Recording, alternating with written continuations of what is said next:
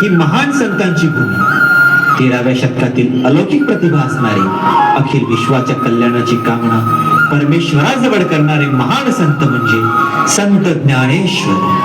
संत ज्ञानेश्वर म्हणजे महाराष्ट्राचे एक अनमोल रत्न, महाराष्ट्राच्या सांस्कृतिक जीवनातील परमार्थाच्या क्षेत्रातील न भूतो न भविष्यती असे अजोड व्यक्तिमत्व व अलौकिक चरित्र.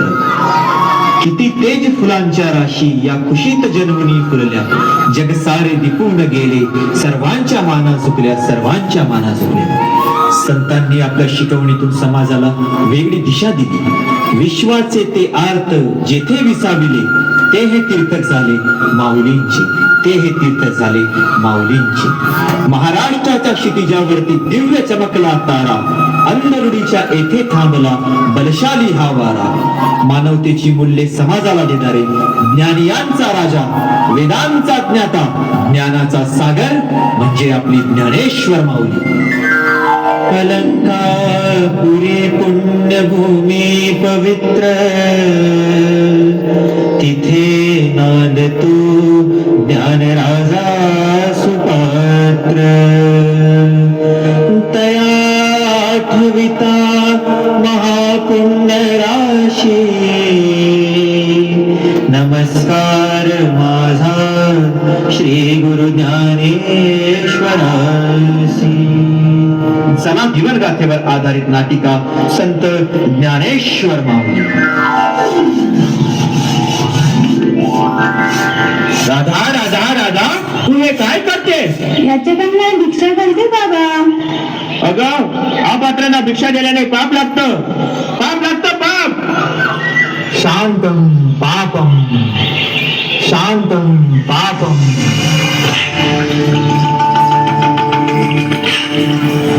पाणी पाणी दादा, पाणी पाणी पाणी दादा, पाणी. ज्ञानदेव, नाव ज्ञान, बुद्धीने अज्ञानी. अरे हे काय करत आहे? थोडस पाणी हवं होतं काका. अकलेच्या कांद्या, तुला माहिती नाही इथे फक्त आम्हीच पाणी भरू शकतो, तुझ्यासारखी संन्यासाची मुले नाहीत. या घाटाचं पाणी गोड आहे ना, म्हणून आला हा ज्ञानदेव. सुपांना खूप तहान लागली होती काका, पाण्याशिवाय तर तो मरून जाईल ना. मरतोय तर मरू दे, तू चल जा इथून. सारं पाणी अपवित्र करून टाकलंय. पाणी कधी अपवित्र होते काका? माझ्याशी वाद घालतोस? तुझी एवढी हिंमत? कोण रे तो गडा? पप्पाचा घडा फुटून गेलाय काका. शांतम पापम, शांतम पापम.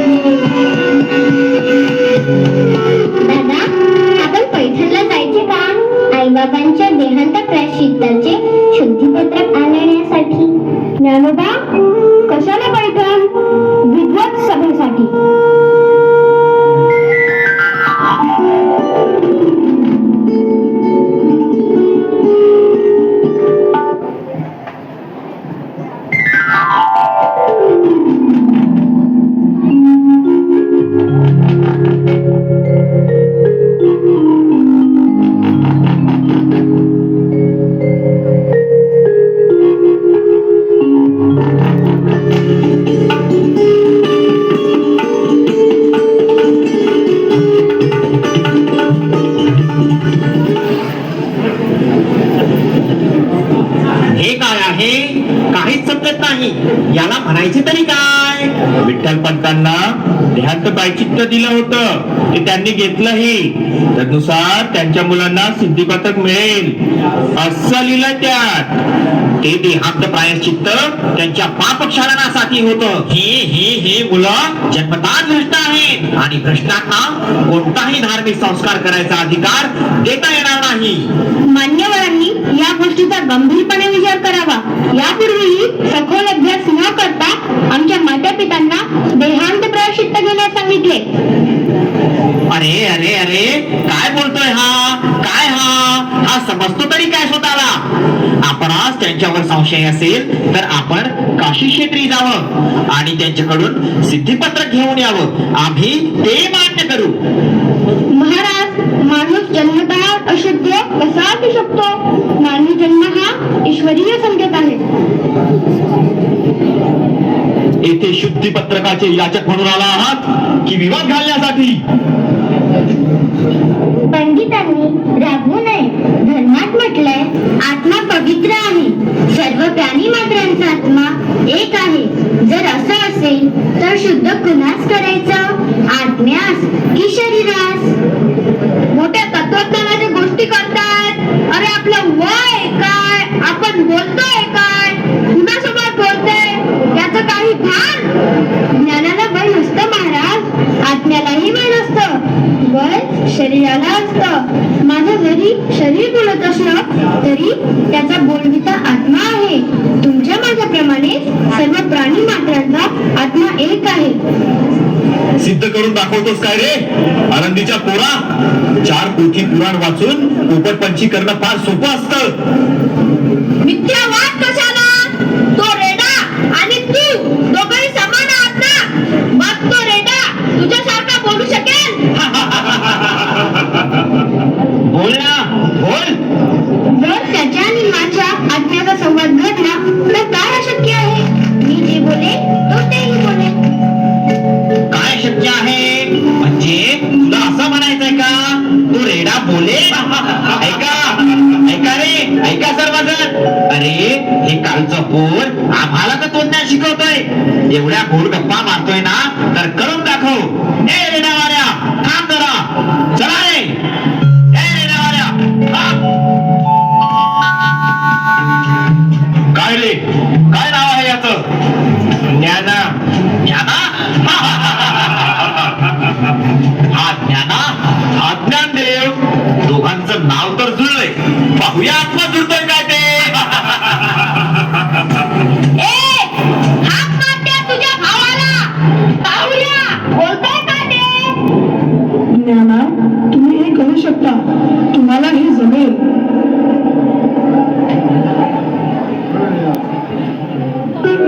ओम त्र्यंबकं यजामहे सुगंधिं पुष्टिवर्धनम्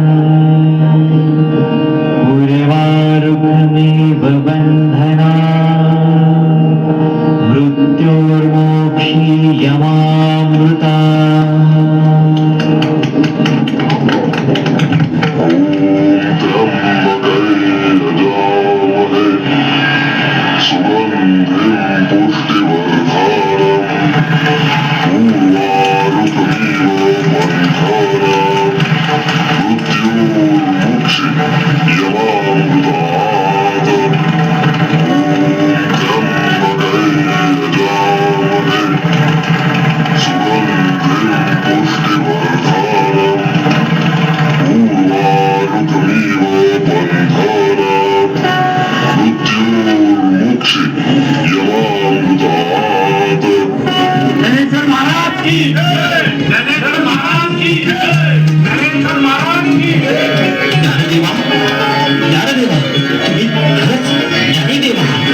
ईश्वराचे अवतार आहात. आम्ही पामरांनी तुम्हाला काय शक्तिपत्र द्यायचं? तुम्हाला ओळखलं नाही आम्ही. क्षमा करा, क्षमा करा.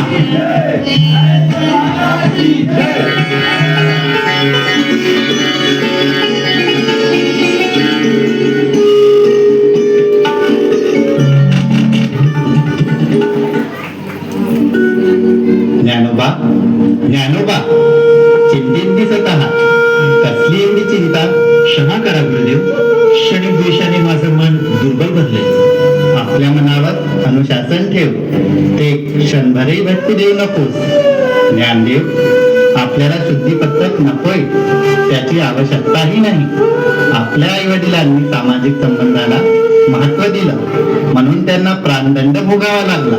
माझ्यासाठी काय आज्ञा आहे गुरुवर? जगातील भोळ्या बाबळ्या लोकांना मुक्तीचा मार्ग दाखवण्यासाठी, घराघरात ज्ञानज्योत तेवत ठेवण्यासाठी संस्कृत मध्ये लिहिलेल्या गीतेला सोप्या भाषेत लिही आणि हे कार्य तू करू शकतोस. केवळ तू. मी हे कार्य अवश्य करीन.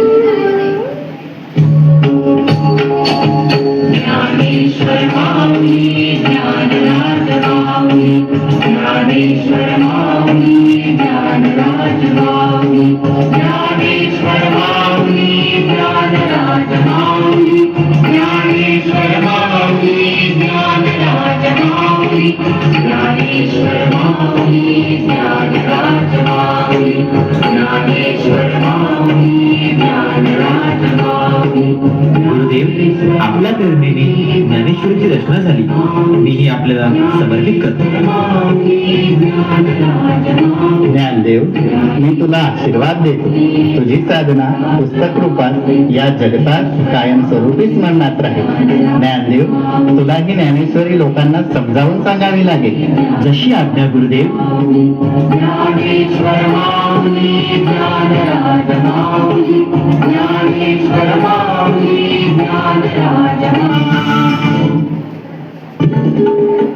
प्रभू, या आश्रमात मी 1400 वर्ष धर्मावर अहंकारपूर्वक शासन करीत राहिलो.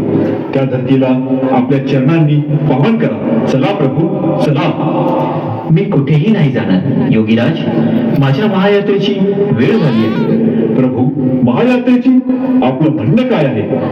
मी समाधी घेऊ इच्छितो. असा कठोर निर्णय नका घेऊ प्रभू. आम्हाला आपल्या सेवेपासून वंचित नका करू. सेवेला सीमांमध्ये नका बांधू योगीराज. निष्काम भावनेनेच जनतेची सेवा हीच परमेश्वराची सेवा आहे. आता तर आपणही मानव धर्माचा स्वीकार केलाय. आता मला कसली चिंता? योगीराज, स्वयंभू ज्योती बनून चला आणि प्रकाश पसरवा. यातच आपली मुक्ती आहे.